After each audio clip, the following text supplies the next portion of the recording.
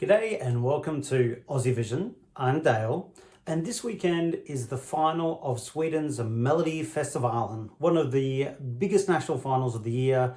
We all love it, even the people who sort of go, I don't like Sweden and they're all too manufactured, they all still watch it, we all still love it. Now, I thought because of that, I might go back a couple of years to when I was lucky enough or privileged enough to be a jury member and a spokesperson for Australia at Melodifestivalen in 2023. Now, covering all these national finals for many years, and Eurovision itself, of course, I've always been so intrigued about how the juries work and how the whole thing operates. Now, I'm sure it's very different from each national final, but since it's been a couple of years and we have it this weekend, I thought I'd give a little bit of detail about what actually happened with me taking part and answer some of the questions I put out earlier today on social media, just to see if people had any kind of questions they wanted me to answer from that. So let's start with the first one, which was, how was I selected to take part in the jury? Now, did I apply for it, or was I actually reached out to? So I was reached out to by Blink TV, which is the production company here in Australia. Now, Blink TV partnered with SBS to put on the Eurovision Song Contest through all the years that it's actually been with SBS, even though it has actually changed this year. Now, Paul Clark was involved with Blink TV, and he's been the head of delegation and the creative director for Australia. Now, with Aussievision, we've been going since 2017. In that time, we have a good relationship with SBS and Paul and Blink TV and all that kind of stuff. So through those years, they obviously started to respect our opinion, appreciated what we did, and thought, all right, we're going to give Aussievision a bit of a go and have someone there. Now, Paul actually reached out to me individually, so luckily in that way, it wasn't something that he sort of came and said, hey, you guys choose, because that always makes it a bit harder, I guess, in a way. But that was how I was sort of reached out to. Basically, do I want to be a jury member? And I said, yes, 100% for sure. Now, the one caveat with that is that obviously I wasn't able to cover Melodifestivalen. Now, we cover Melodifestivalen every year. It's one of the biggest things that we do. At the time, Mike, my partner in life and in the podcast, we would cover this every single week in a lot of depth. So after I said yes and went to Mike, what are we going to do? We basically decided that he would give a bit of a recap of what was happening with Melfest during that time. So he would do a little recap of what was going on and talk about his opinion with it. Now, I'd be on the podcast and I'd half hear some stuff of what he was saying, but I really wasn't paying attention. The biggest thing and the only massive thing that was down from me being offered the jury point was, don't cover it, don't get involved, don't watch the songs, don't do any of that kind of stuff. Go in very fresh for it all. So that's what I took.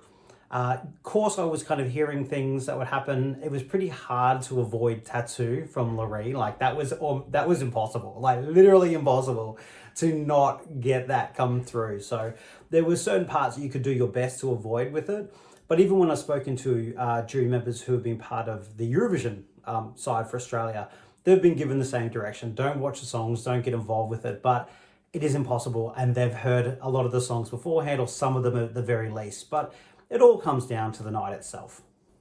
Now, after being asked to be a jury member, I actually then got offered to be the spokesperson for Australia, which was kind of terrifying but exciting. Obviously, we see this on TV watching the national finals, so to do that would be an amazing honor.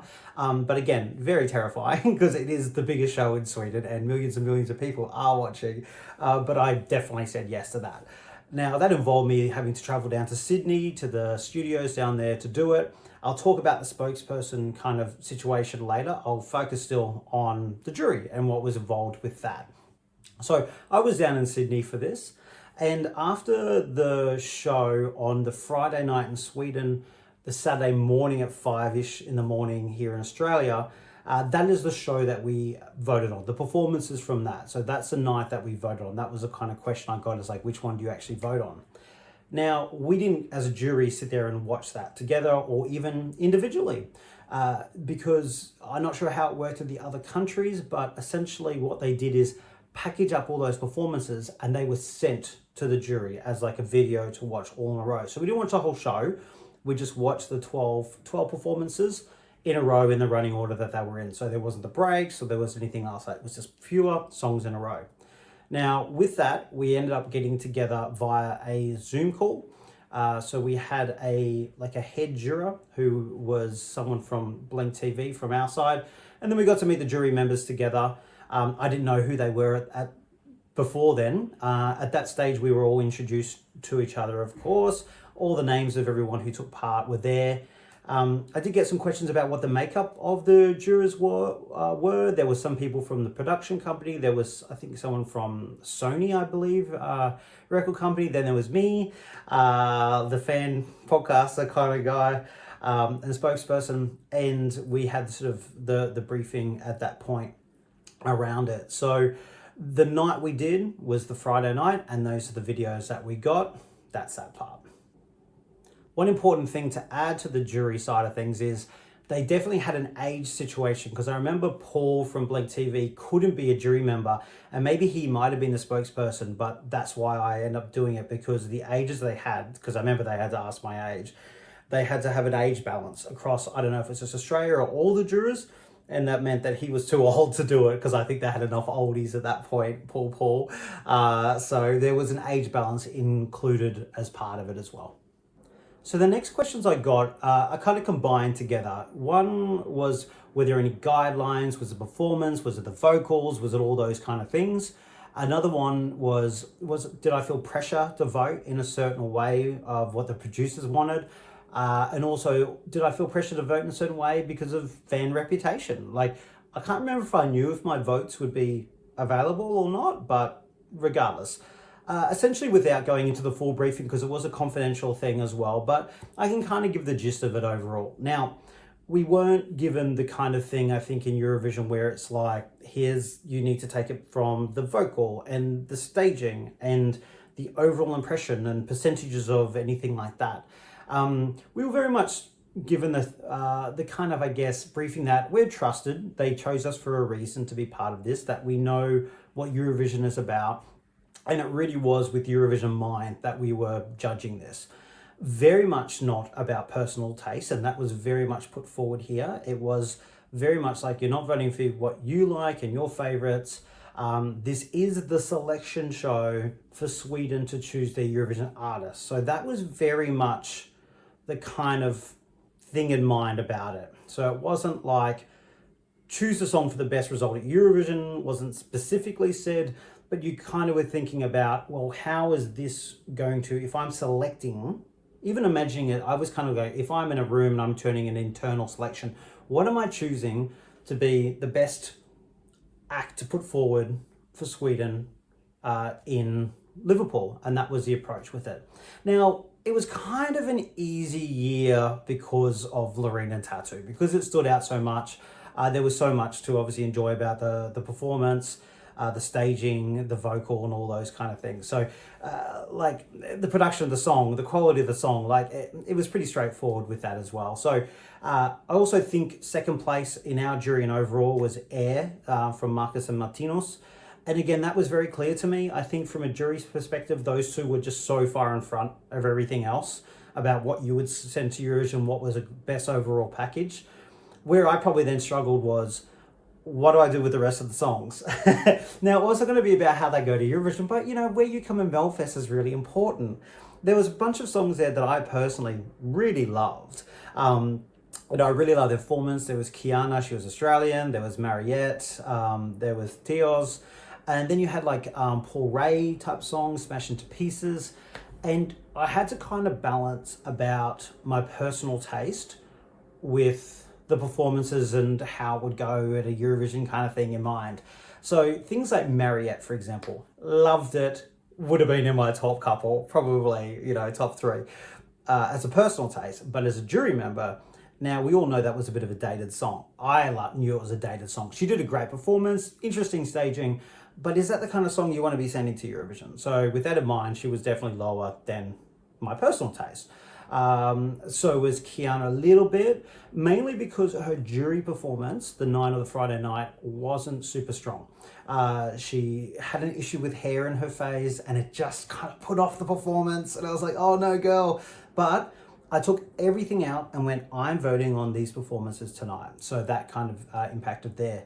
Things like Smash Into Pieces and Poor Ray probably went higher than my personal taste, while a couple of the other ones went lower. When I think about pressure to do the right thing, no, I don't think I felt any pressure. I probably thought, yeah, my votes are being seen, so it's not anonymous. That's another important part. So I just had to kind of, I guess, just choose what was, I thought, was the best thing to choose, knowing that I'm going to be seen about what I do, at least within the people who've chosen me to be a jury member as well. Now, the way that we actually did the voting was we got given the video link to watch, and we just got given a form where we ranked from 1st down to 12th. So it wasn't 12, 10, 8, 7, 6, 5. It was just 1st to 12th. Then they combined the scores up to get our overall result. I don't think mine were super far off what Australia did. There was a couple of surprises, but I think I briefly saw the results, I think, when they were getting ready, as I was being a spokesperson. And I think there was a lot of agreement across the board. There was a couple of few ones that stood out, but I think it was quite straightforward. So that kind of made it easier in a way. But yeah, overall, no pressure. The only thing I probably would say is that maybe looking back now, was I a bit harsher on songs I really loved because I was worried about my bias? So if anything, I was almost more biased against my personal preferences, if that makes sense, like the Tios, the Kianas, the Mariettes, than I was maybe for the Paul Rays, for example. So yeah, that's probably where it all sat. I had a really interesting question about, was there any feedback to the artists? And essentially, no, there isn't. We vote in the evening in Australia, which is the morning of. There's another show a couple of hours later that they do, I think, the family show. So there's no chance to give anything back, and they don't know anything like that.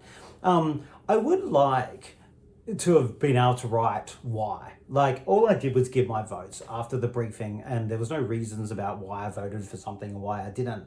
I always thought like that would be quite a handy thing. Like, I don't know how logistically you could do this kind of stuff, but if I was an artist or I was an act and then I'd got a lower score with the jury or didn't, I'd love to know why. Like, what was it that was positive? What was it that maybe didn't work so much? Because I could have given easily, like, this is what worked, this is what didn't. If this improved, I would have given a higher score, or this is the reason I gave it lower. I would have loved to have given those kind of details, but you know, other than having a chat with the people involved, there's no kind of formal way for that to happen. But there should be a little bit of accountability for the jury, because essentially I could have voted however I wanted to. Personal taste, if somebody wanted to give me a trip to Sweden, I guess they could have done that. But there's just trust involved. And I think that's why when they select, they're selecting people that they feel they can trust to do it. And there's an accountability by giving your votes. So if I gave these really weird votes, and they'd probably go, what's going on here? Like, why is that terrible song you're giving 12 points? You know, like, maybe they didn't. There was no kind of questions. There was no discussion at all. No, nothing together. So it was all done separately, and yeah, that was that. The jury is probably the easiest part of doing the whole thing. I would do that again in a heartbeat. The spokesperson was much harder, a lot of work. Not only from getting chosen, I then basically had to sort out a wardrobe. I think the whole thing was like, it's a party, it's a celebration. I want to kind of get dressed up. So I was going for these kind of, you know, those kind of velvety kind of suit jackets with a bow tie, and trying to track one down in Brisbane that wasn't going to be super expensive was, you know, quite an interesting feat. Then I had to get approval from the production company about what I wanted to wear, which is good. I had a blue, a red, and a green jacket. I think they went blue, and I was like, yes, because I want the blue. So that was all good. And then involved me going down to Sydney on the Friday evening. I got in Friday evening, and then the first thing we had to do was like at 5 o'clock in the morning. Now, I've got the kind of rough run sheet up here, which first thing I got in, morning, 5 a.m. So this was with the wardrobe. So you had to wear what it was so they could just check everything was out. They had the kind of background all set up.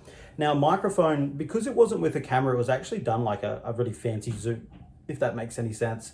And from that, they didn't have a kind of mic for that, and I was using a headset I used for all my Aussievision stuff, which kind of looks like a call center headset, but hey, that's what we went with, and it sounded fine, it sounded good. So we did a mock run through. I got some fake results to go through. Now, when I was preparing for the whole thing, I watched the previous years and it was very much 8 points go to song number 5. And I was like, oh, awesome. I'm not going to have to pronounce anything hard or anything like that. Well, that was not the case. They decided it was going to be artist and song title, which makes a lot of sense. But then if it was Swedish, it makes it a little bit more difficult. So yeah, I didn't get a lot of sort of briefing, had a quick chat to Blink. They sort of just said, hey, do your thing, do it how you would. And I had the first run through on the night. You kind of like sit there, you have someone talking to you from SVT, and they were like, okay, let's test your sound, everything's good. And then you'd run through the results as it was. Did that, all happy days. And then we kind of chat about it afterwards. I was like happy enough. Like I wasn't nervous doing it, but I kind of was like, okay, I'm going to plan what I'm going to say a little bit better. And there's a delay and allow the time and all those things you've just got to work out. So it was great to have the rehearsal in the morning. Now that was all done and dusted. And then I had the day in Sydney where I tried to get a little bit of sleep and go and check out a few things. And we had to come back at midnight, 12:30, 12:50 to do Must Be the Family show. Luckily, I didn't have to wear the full outfit. I was just in a t-shirt, but a lot of people I knew were in the audience and they actually sent me messages, about it all. I also was sent, and everybody was sent this, I think after the first lot of results, we were all sent how to pronounce the different songs. And I remember for the fake results for the second time, I had a lot of Swedish songs. Like I had Mayor of Day, I had Penatos, I can't remember how you say it now, and something else as well. And it was very much like, okay, I have to make sure I can say these Swedish things, well enough. So that was all done and dusted. We were pretty much done by 1 to 2 o'clock in the morning. But then you get back to the hotel, you're a bit heightened. And then we were back on in the morning at like 6 o'clock or something like that. So it was a real fast turnaround. So basically in 24 hours, I had 5 a.m. to do stuff, bit of a rest, the jury stuff on the night, another rehearsal to go through things at 12:30, 1 o'clock in the morning, then a couple of hours sleep, if that set a million alarms, as you can imagine, and then came o'clock at 6 o'clock in the morning to do it all again. So I remember just the show was going and I guess that's probably when I felt a bit more nervous because the show was going. And it's like, okay, all right, this is going to be happening now. And I remember, because everything had gone so super smoothly. Like, I think I'd been the first juror, the last juror, and then this time, I can't remember, I was about 5th in the running. And so they came on to do the usual sound thing that we do just as the jury starts. So we're all there. After we also had to do a wave at the start, I remember that. But we had to do a sound check just before the jury results are done, and I was about 5th. And they couldn't hear me. The sound had gone. And I was like, oh my God, it's all falling apart. Blink are freaking out. They're getting other headphones, these terrible ones that looked awful. And I was like, no, just be calm. What's going on? And I figured out, I just took over and worked out, no, it just hasn't picked up this headset. Boom, done. It was on. And I think I had about 1 country to go. And then it was like, okay, go. And I essentially looked at the screen like here. I had it like a laptop and I had the paper down flat here. And the one bit of thing I think Paul had said to me is like, oh, from that second one with the Swedish pronunciations, it was like, don't try and look down too much. So I really knew what it was because it was Smashed into Pieces, 6 Feet Under, Marcus Martino's Air, and then Loreen with Tattoo. And I remember looking at the camera, but almost a bit too much. I got a bit starey. Like if you watch it now, I'm like a bit staring, but also probably because I'm like, oh my God, 4 million people are watching. And I also remember going, do I say Loreen or Loren? Because it's meant to be Loren, right? But everyone knows it's Loreen. So that was the other thing in my mind. Australian, Dale Roberts. How do you do? G'day, Jesper. G'day. Congratulations on an incredible show. We absolutely loved it. Thank you. Thank you so much. May we have your points, please? Of course. The Australian jury give our 8 points to 6 Feet Under by Smash Into Pieces. Our 10 points go to Air by Marcus Martinos. And finally, our 12 points go to Tattoo by Loreen. 12 poäng till Loreen, alltså från Australien. But once it was done, and it was great. And I really just then could enjoy it. It was on such a high because obviously the fandom saw everything and friends and family saw it all. And, you know, it was really overwhelmingly positive all around. Now, the other question, or the kind of thing that comes up a bit, is like, should fan media be involved with this? Now, of course, I'm going to have a bias to it, but I really, truly, even if I never was to do it ever again, believe they should. When we're selecting something for Eurovision, like, we're going through every song every year, and we've been doing this for years. So I've probably done 3,000-4,000 songs over the last, 6-7 years of national finals. I see what works, I see what doesn't. I've spent every week analysing them into all sorts of depth. And if there's any people who know, it's the people who do that in the fandom. But I think what I really feel like we've always brought is an analysis to what's going on. I'm not the greatest musician in the world. Yes, I can play instruments. Yes, I know music. I study music, so I do know about it. But I wasn't chosen because I can play the euphonium and the trumpet and the piano. I was chosen because of the analysis that we've done all these years. So I think there's something that we bring that just a pure artist doesn't, who sees it from the outside and might just look at the music, for example, or a nice voice. It's more than that a little bit. Eurovision is more than just the voice, and it's more than just the staging or just the song. It's everything combined together about how you actually get a result at Eurovision. Now, people I know didn't agree that I should necessarily do it. Like, I have good friends. They didn't say anything to me, but I probably know that they didn't probably think that fan media should do it. And that's fair enough. They're entitled to their opinion.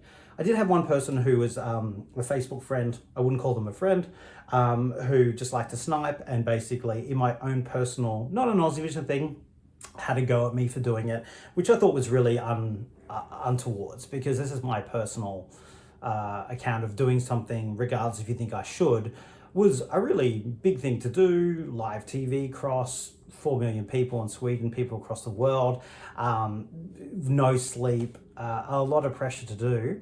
And so, it's a big deal to do, and I was proud of what I achieved, and I really enjoyed doing the process, and I would very much recommend for any fan site person to do it.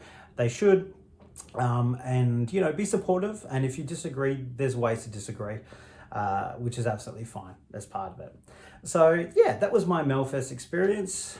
It wasn't too complicated, as I said, with Loreen, with Tattoo. It made a lot of sense, what was the votes, and it was pretty clear that she was going to win anyway, so that was kind of part of it. And ultimately she went on to win Eurovision, so it was really special to be part of that journey. So I was really, really proud to be part of that journey, and I enjoyed the process. And that's the background of the whole thing. So if you've got any more questions, let me know. I can answer them in the comments. Hopefully through my ramblings, I've answered everything there as well. So thanks very much for joining, and enjoy Melfest this weekend.